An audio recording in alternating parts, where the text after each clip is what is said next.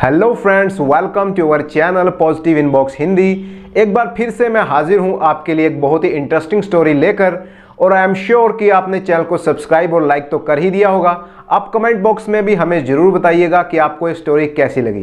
तो चलिए शुरू करते हैं हमारी आज की स्टोरी।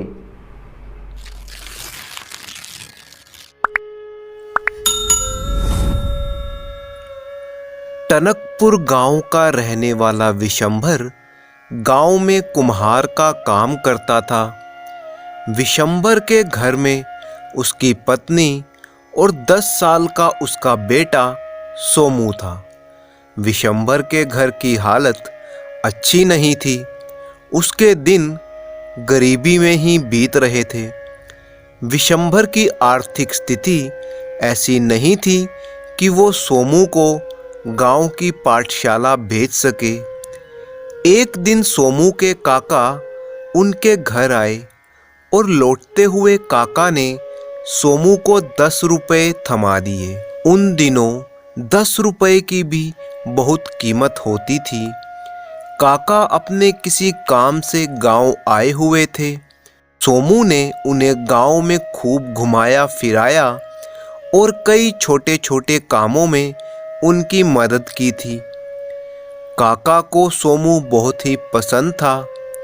उन्होंने सोमू के पिता से सोमू को अपने साथ ले जाने की बात कही।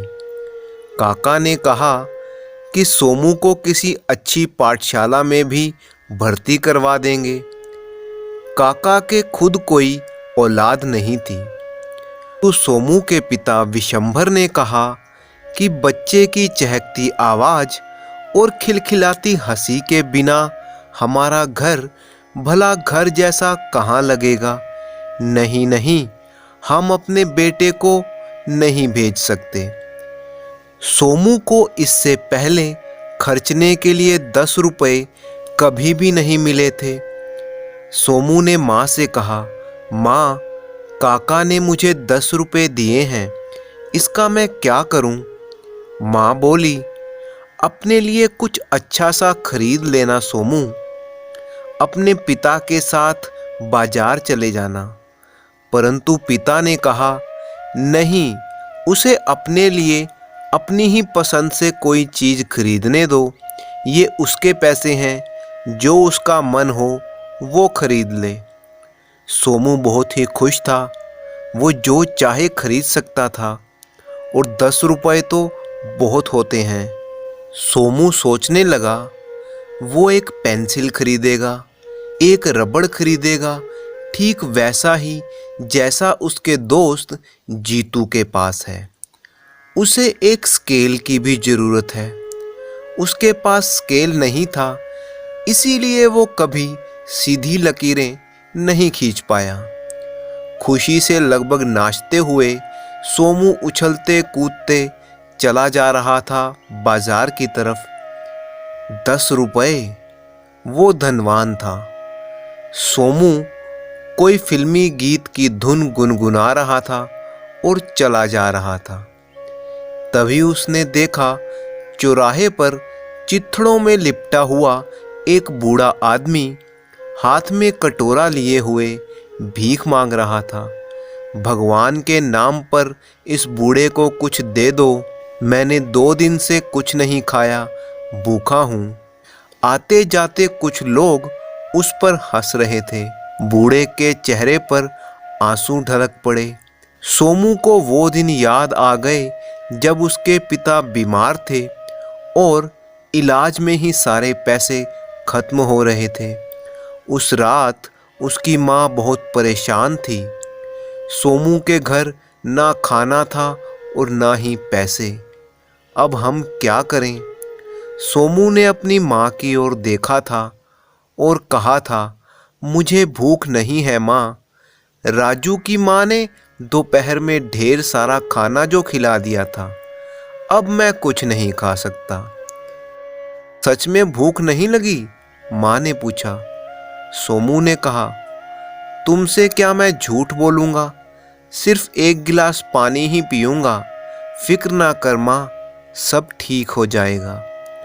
वो सोने चले गए, परंतु भूख के मारे पेट परेशान था और पेट के खालीपन और दर्द का एहसास सोमू को अच्छी तरह याद था।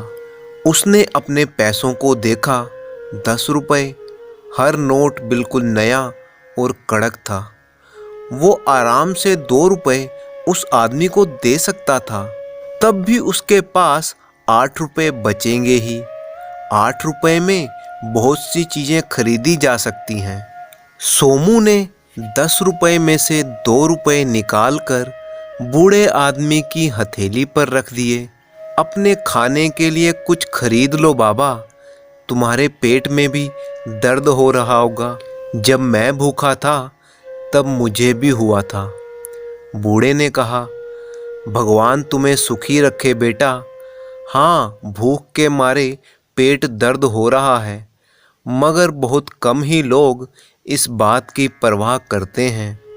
मैं बहुत ही बूढ़ा और कमज़ोर हूँ, क्या तुम कुछ खरीद कर मुझे खाने को दे सकते हो? सोमू ने कहा, ज़रूर, मैं दौड़कर तुम्हारे लिए कुछ ला दूंगा। ये कहकर सोमू बाजार की तरफ दौड़ पड़ा। वहाँ पूरी सब्जी की एक दुकान थी, इससे उस बूढ़े आदमी का पेट भर जाएगा। सोमू ने 1.5 रुपए की 8 पूड़ियाँ और सब्जी ले ली। बूढ़े के पैसों में अभी भी 50 पैसे बाकी थे। अगली दुकान पर एक आदमी गरम जलेबियाँ बेच रहा था। सोमू ने 50 पैसे की जलेबियाँ खरीद ली और बूढ़े को दे दी। जीते रहो बेटा, लंबी उम्र पाओ, भगवान करे बड़े आदमी बनो, खूब धन कमाओ। ये कहते हुए वो बूढ़ा जल्दी जल्दी पूड़ी और सब्जी गटकने लगा। सोमू दोबारा अपनी प्यारी धुन गुनगुनाते हुए बाजार की तरफ दौड़ पड़ा। 8 करारे नोट जो थे उसकी जेब में, पेंसिल, रबड़ सब खरीदूंगा। तभी उसका दोस्त राजू दौड़ता हुआ उसके पास आया। वो रो रहा था, उसके गालों पर आंसू लगातार लुढ़कते आ रहे थे। क्या हुआ राजू? सोमू ने पूछा।